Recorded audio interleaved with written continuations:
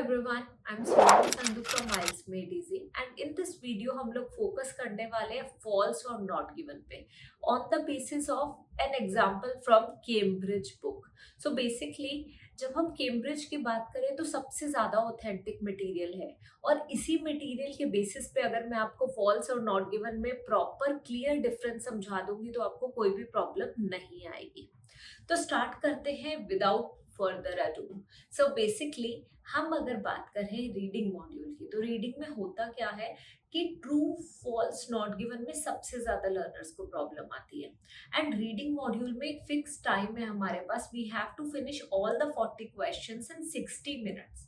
In order to do that हमें एक speed को मैचअप करना पड़ता है। हमें ट्राई करना चाहिए कि हम हर एक क्वेश्चन 70 टू 75 सेकेंड्स में कर पा रहे हैं सो दैट हम एंड में एक बार प्रूफ चेकिंग भी कर पाए। सो इसके लिए अगर हम फॉल्स और नॉट गिवन पे ही स्टक रहेंगे तो हमें आंसर नहीं मिलेगा। सो यहाँ पे हमारी सबसे पहले टिप की बात आती है and that tip is we have to focus on the meaning. मैं हमेशा अपनी RKLM स्ट्रेटेजी में भी यही बताती हूँ that we have to focus on the meaning rather than focusing on the words. So अगर आप मीनिंग पे फोकस करोगे तभी आपको करेक्ट आंसर मिलेगा।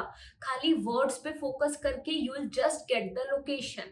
सो keywords is equal to location, matching the meaning is equal to answer. For example हमारे पास एक क्वेश्चन है, for example all species of marsupial became extinct on the island over a 20-year period।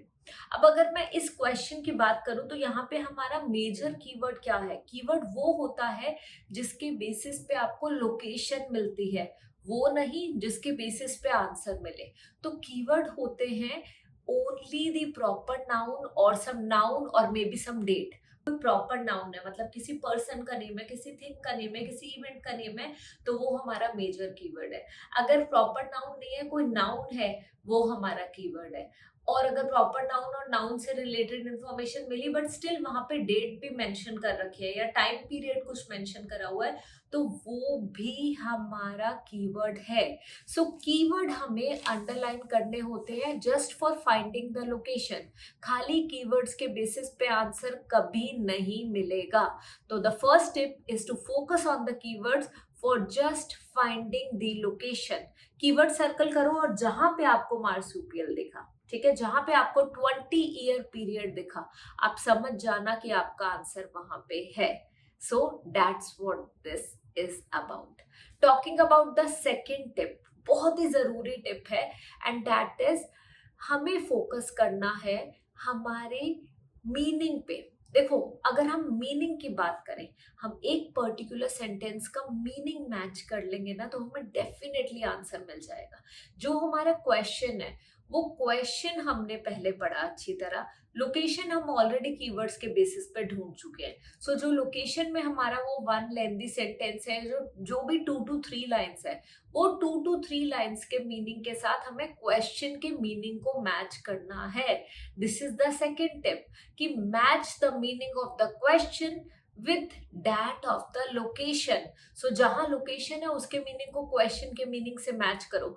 अगर आप ये match कर पाए और बिल्कुल सेम है मीनिंग तो समझ जाना कि आंसर हमारा ट्रू है। अगर मीनिंग कॉन्ट्राडिक्ट कर रहा है, उस बारे में बात तो हुई है बट उन्होंने थोड़ा सा मॉडिफाई कर दिया है ना, तो आप समझ जाना कि हमारा आंसर फॉल्स होगा। बट अगर उन्होंने उस बारे में कोई बात ही नहीं करी है, कुछ हमें इन्फॉर्म ही नहीं कर रहा है, तो that means the answer will definitely be not given. So ये थी हमारी second tip. Third tip here is to focus on the synonyms. Synonyms पे फोकस करना बहुत जरूरी है। होता क्या है यार, जब भी हम रीडिंग करते हैं ना तो जो हमारे मेजर कीवर्ड्स हैं वो कीवर्ड तो क्वेश्चन में है बट वो सेम वर्ड्स नहीं यूज होते पैसेज में। rather than using the same words, so what they do in the Cambridge books, you will find the synonyms of that particular word or synonyms of those words. For example 20-year period अगर हमारा keyword है तो 20-year period की जगह हो सकता है वो लिख दे 2 decades। ठीक है, तो हमें इतना ध्यान रखना है कि ऐसा कुछ हो सकता है। एक्सटिंक्ट उन्होंने यूज करा तो हो सकता है एक्सटिंक्ट की जगह पे वो लिख दे डिसअपियर्ड, वैनिश्ड, पेरिश्ड, फिनिश्ड, कुछ ऐसा। तो आपको सिनोनिम्स पता होने चाहिए, and when you read a lot तो आपकी सिनोनिम्स वाली नॉलेज डेफिनेटली इंप्रूव होगी. So the third tip here is to focus on the synonyms. Find the synonyms of the keywords in the passage. जब वो synonyms मिल गए तो समझ जाना कि यही आपकी लोकेशन है, क्योंकि बहुत बार सेम वर्ड्स आपको नहीं मिलते हैं पैसेज में और आपको लगता है कि आंसर नॉट गिवन है, बट वो एक्चुअली में नॉट गिवन नहीं होता. वो आंसर हमारा फॉल्स या ट्रू में से कुछ होता है, क्योंकि वो सिनोनिम्स हमें पता ही नहीं चलते हैं. Now coming to the fourth tip here. Fourth tip हमारी क्या है यार? फोर्थ टिप है कि हम बहुत बार क्या करते हैं, लिखा होता है जैसे क्वेश्चन में लिखा है ऑल, पैसेज में लिखा है मेजॉरिटी ऑफ, तो ऑल का मतलब होता है सारे, ठीक है, एंड मेजॉरिटी ऑफ होता है मतलब मैक्सिमम नंबर ऑफ. अब अगर आप सोचो कि जहां पे भी नंबरिंग दी है, जहां पे भी वो पॉपुलेशन की बात कर रहे हैं, जहां पे भी वो परसेंटेज बता रहे हैं, नंबर बता रहे हैं कि सारे या फिर मेजॉरिटी ऑफ या माइनॉरिटी, है ना, अगर उन्होंने कहीं पे भी नंबर बताया और कॉन्ट्राडिक्ट करते हैं, ज्यादातर केसेस में ऑल नहीं होता है, वो कॉन्ट्राडिक्टरी इंफॉर्मेशन ही होती है, तो आप समझ जाना कि वहां पे फॉल्स होने के चांसेस बहुत ज्यादा है. ऑल की जगह पे उन्होंने क्वेश्चन में यूज करा है ऑल या एवरीवन या एवरीबडी, वेयर एज आंसर में पैसेज में यूज करा है majority of, a major proportion of. So है ना, कॉन्ट्राडिक्ट कर रहा है. कॉन्ट्राडिक्ट का मतलब क्या होता है? ऑपोजिट इंफॉर्मेशन या फिर information with different meaning, that is contradicting it. तो वहां पे आपने ध्यान रखना है इस चीज का. नाउ ये सारी चीजें आपको बिल्कुल अच्छी तरह समझ आ गई होगी, but there is one more tip. जब भी हम नॉट गिवन की बात करें ना, तो 90% ऑफ द केसेस में आंसर नॉट गिवन होता है जब वो कुछ कंपैरिजन कर रहे हैं. This is better than that. For example, एक किसी नाउन की बात हो रही है, A is better than B और A is more professional than B, A is more polite than B, A has more property than B.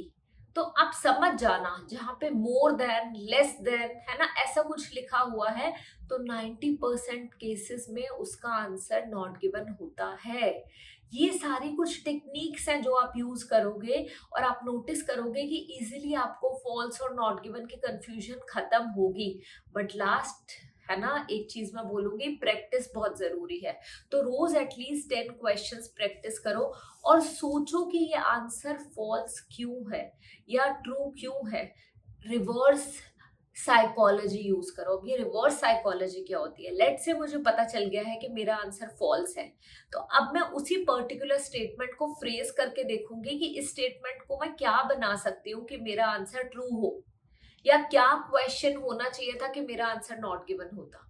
तो वो चेंजेस करके देखो और आपको क्लैरिटी मिलेगी. आप खुद को एनालाइज करो, मिस्टेक्स को एनालाइज करो और आपको क्लैरिटी मिलेगी कि प्रॉब्लम कहाँ पे आ रही है. अब इसी के बेसिस पे मैं एक क्वेश्चन आपको डिटेल में समझा देती हूँ.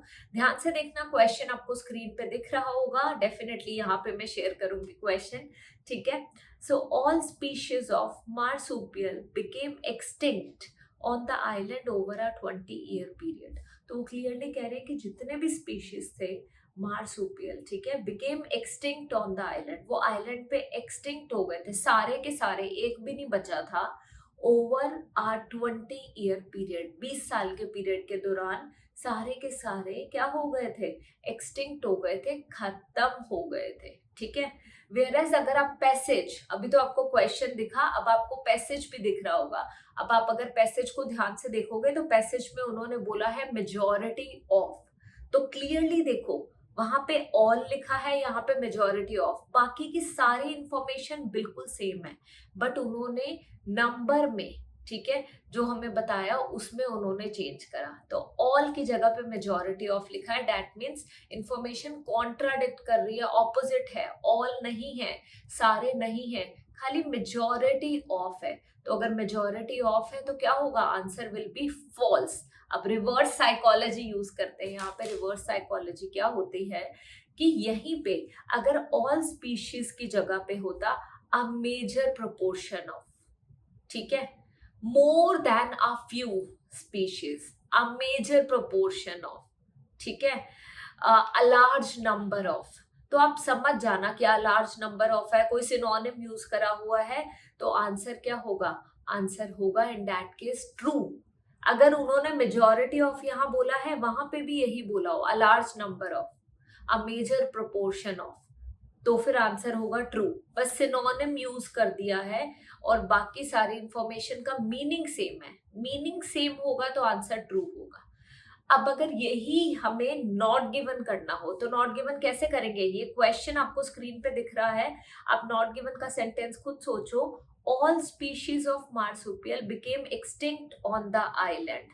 अब यहाँ पे बिकेम एक्सटिंक्ट की बात हुई है, ठीक है। अब अगर यहीं पे वो कुछ बात ही ना करते, बस वो ये बताते कि ऑल स्पीशीज ऑफ मार्सुपियल वर दी फ्रेंडलीएस्ट और were never scared of humans, वो मेंशन करते were never scared of humans, और कुछ इस तरीके से मेंशन करते कि वर फ्रेंडलीएस्ट, तो आप समझ जाते कि आंसर नॉट गिवन था, क्योंकि उन्होंने यहाँ पे उनके एक्सटिंक्शन की बात ही नहीं करी, उन्होंने बताया ही नहीं कि वो खत्म हुए हैं, बल्कि बात ही किसी और बारे में कर ली। क्या बात करी कि वो बहुत फ्रेंडली हैं, क्या बात करी कि वो ह्यूमन से डरते नहीं हैं, तो मतलब कि इंफॉर्मेशन ही कुछ और, ABC की बात नहीं करी, XYZ की बात करी, या फिर यहाँ पे अल्फाबेट्स की बात हो रही है और उन्होंने नंबर्स की बात करी है ना, तो समझ जाना कि ऐसा है, फिर in that case the answer will definitely be not given. अब जिस तरीके से ये क्वेश्चन मैंने आपको कराया है, एक क्वेश्चन मैं आपको डिस्क्रिप्शन में ऐड करके दे रही हूँ,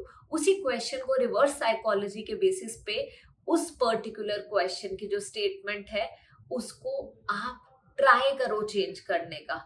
मैं आपको book number and passage number and question number mention करूंगी, तो आप वो जरूर ट्राई करो और आपको पता चलेगा कि इस पर्टिकुलर थिंग की प्रैक्टिस कैसे करनी है।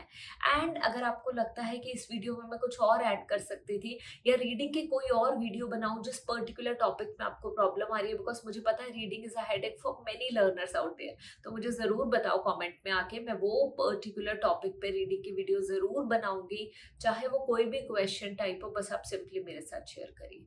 Thank you so much for joining me today, और अगर ये वीडियो अच्छी लगी हो तो please share it with others so that औरों की भी हेल्प हो। And bye bye everyone and Sat Sri अकाल।